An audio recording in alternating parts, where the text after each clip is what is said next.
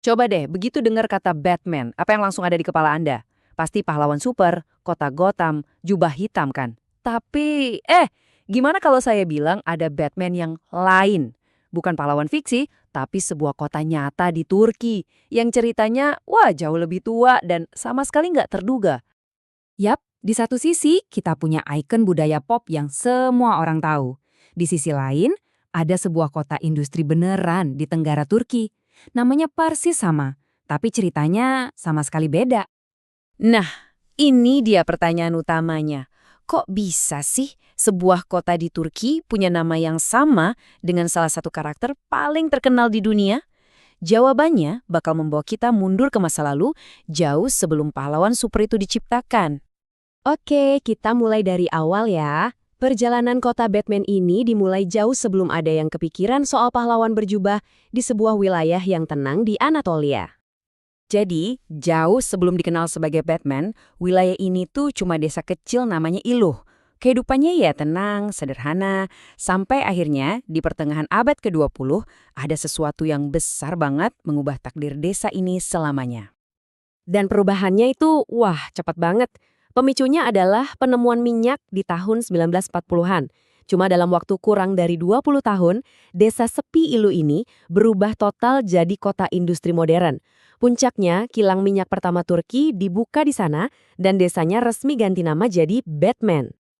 Terus, nama Batman ini sendiri datangnya dari mana? Jelas bukan dari kelelawar atau pahlawan super ya. Ada beberapa teori nih. Bisa jadi dari sungai Batman yang ada di dekat situ, atau dari Gunung Batiraman. Ada juga kemungkinan lain yang menarik banget. Batman itu ternyata nama satuan berat kuno di Turki. Jadi, nggak peduli asal-usul namanya dari mana, yang pasti penemuan minyaklah yang membentuk identitas modern kota ini.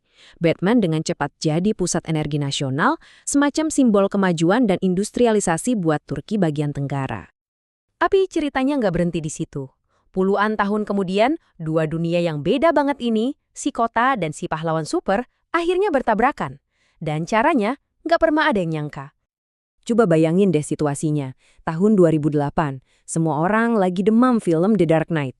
Di tengah-tengah kehebohan itu, tiba-tiba wali kota dari kota kecil di Turki ini jadi sorotan media internasional. Kenapa? Nah, ini dia pernyataan yang bikin heboh dunia. Wali kota Hussein Kalkan menuduh Hollywood udah mencuri nama kotanya.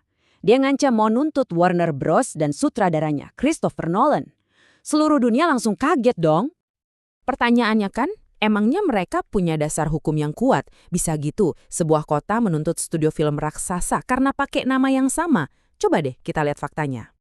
Sebenarnya, masalah utama dari gugatan ini simpel banget kalau kita lihat lini masanya.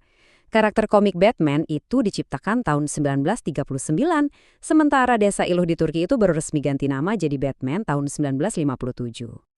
Jadi, poin paling pentingnya ya ini, si pahlawan super itu udah ada 18 tahun lebih dulu. Jelas banget kan kalau klaim hukum dari wali kotanya itu ya bisa dibilang nggak punya dasar yang kuat sama sekali. Jadi gimana akhir dari kisah unik ini? Disinilah kita bisa lihat betapa anehnya pertemuan antara sejarah lokal dan budaya pop global dengan cara yang paling nggak terduga.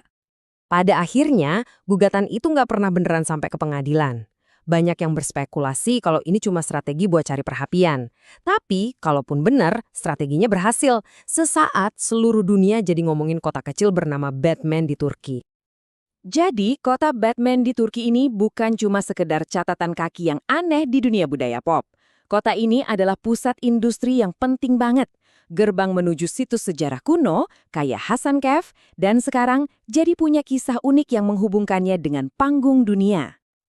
Kisah Batman di Turki ini ngingetin kita satu hal. Di balik nama-nama yang kita anggap biasa, seringkali ada sejarah yang luar biasa tersembunyi.